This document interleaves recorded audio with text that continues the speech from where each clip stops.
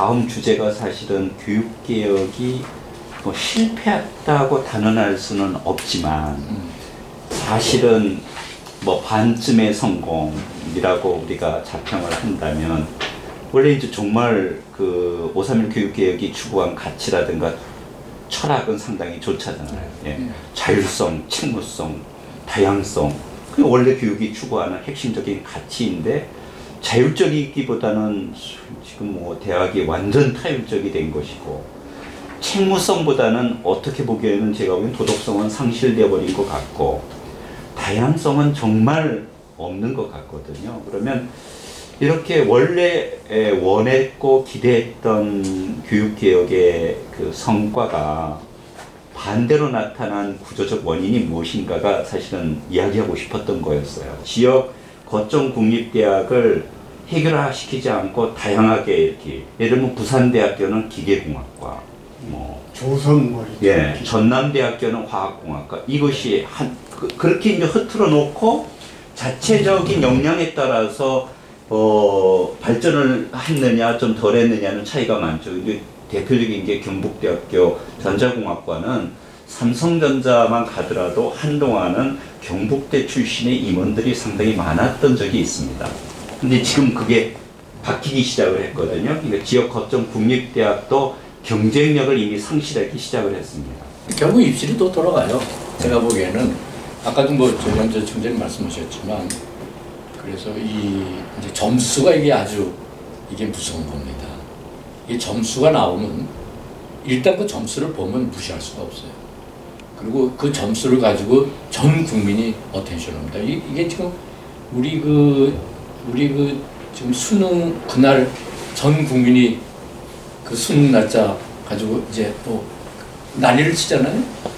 그래서 뭐 없애면 제일 좋아요.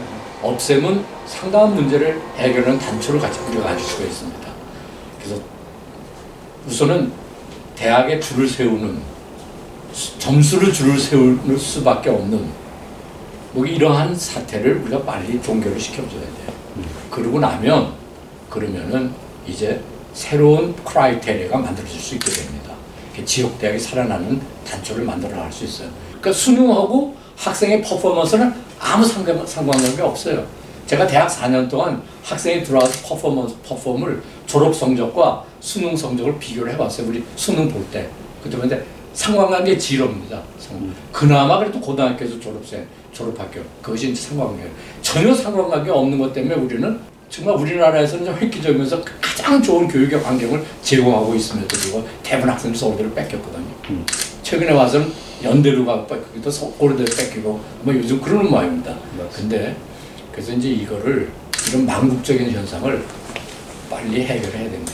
네, 저는 그렇게 해결을 하면 그다음부터 새로운 크라이테리아가 그러니까 그렇게 이제 학생을 유인하려고 그러면 좋은 환경, 좋은 교수, 좋은 시설 다 뭐하고 연관이 됩니까? 재정과 연관이 돼 있는 거죠. 근데 왜냐면 우리나라에 지금 사립대학이 교육 담당 비율이 한 70%가 넘지 않습니까? 관제 고등교육이 이렇게 된 데는 사실은 뭐냐면 재정 가지고 흔드는 것 아니겠습니까? 사실 이런 부분들에 대해서 뭐 계속 나오는 얘기지만 우리 이제 철학과 현실에서 현실 문제에서 철학은 공유하지만 현실 문제를 푼다라고 하면 결국은 관주도적인 게 빠져야 된다. 예를 들면 아까 쭉 말씀하셨지만은 60년대, 70년대 관이 주도할 때는 공급자 중심으로서 철학을 가지고서 집중 투자를 했기 때문에 경북대 전자공학과 같은 게 가능했었던 건데 이제는 시장 논리로 하고 소비자 중심으로 한다라고 하면서 관은 아무런 생각도 없으면서 규제만 하는 걸로 되다 보니까 이게 완전히 망가진 거죠. 사실은 점점 그렇게 되면 내버려 두고 자율적으로 경쟁하게 만들어야 되고 등록금이 뭐 미국의 아이비리그처럼 7만 불, 8만 불이 되더라도 야 그 학교 비싸서 누가 가냐 안 간다. 그리고 좋은 국립대학을 갈 수 있게 만들어야 되는데 지금은 다 똑같이 획일화를 시켜놓으니까 이제 물론 선생님들 중에 교수님들 중에서도 막 특목고 애들 많이 뽑아야 된다고 착각하시는 분들이 계신데 저는 그렇게 생각 안 하고 아까 백 총장님 말씀하셨던 건 수능 성적하고 코릴레이션이 없는 것처럼 수능 성적으로 특목고에도 성적 좋은 애들 들어오는 애들보다는 지역에서 고등학교에서 정말 탑한 애들이 훨씬 나중 가면은 처음에는 떨어지진 몰라도 나중에 올라가거든. 그 이유는 과학고등학교 나온 애들은 고대 정도 들어오게 되면 자기 서울대 못 가고 카이스트 못 갔다고 루저라고 생각하면서 계속해서 자기 만족 못하면서 성적이 떨어지고요. 지방에서 정말 수석으로 졸업해서 고등학교에서 오게 되면 플래카드 붙고 가문의 영광이라고 하니까 얘는 동기부여가 잘 돼서 열심히 해서 4년 동안에 훨씬 결과적으로 좋단 말이죠. 그럼 누굴 뽑아야 되겠습니까? 대부분 옛날에 사교육자에서 뭐라고 얘기했냐면 대학 입시가 있기 때문에 자율화를 해서 대학 입시가 있으면 사교육 시장이 더 활성화가 된다고 했는데 지금 30년의 역사를 보면 오히려 관제로 획일을 하다 보니까 사교육 시장이 훨씬 더 커졌거든요.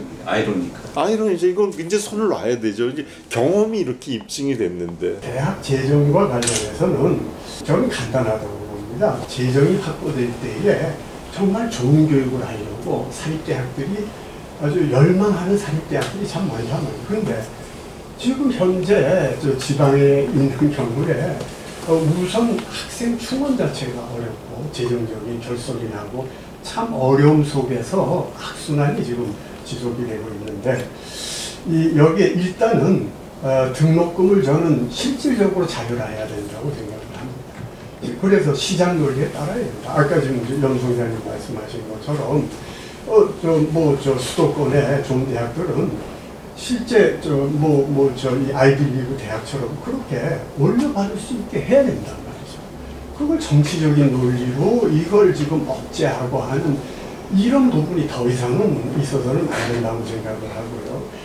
이거는 공권력에 의해서 그 헌법상 보장된 그 대학의 자율, 그 자율의 핵심적인 등록금 책정 권한이 침해돼 본 거거든요.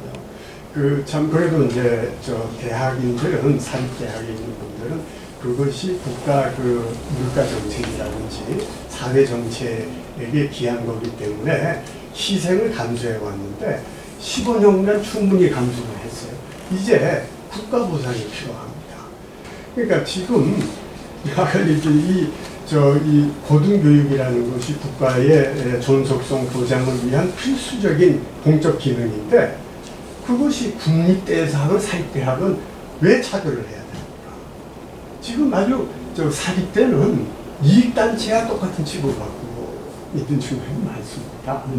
그러니까 이거는 지금 시정이 되어서 사립대가 그런 어떤 재정을 확보하고 지금 아이비리그에 하버드 한 30조 정도를 유보하고 있지 않습니까? 우리나라에서 몇 천억 유보하고 있다고 지금 문매를 때리지 않습니까? 이거는 시정돼야 된다. 앞으로 그런 쪽에서 이 사립대학들이 보다 많은 재정을 확보하고 과감한 혁신에 투자할 수 있도록 그걸 좀 뒷받침해줘야 되고 국립대도 저는 마찬가지라고 보는데요.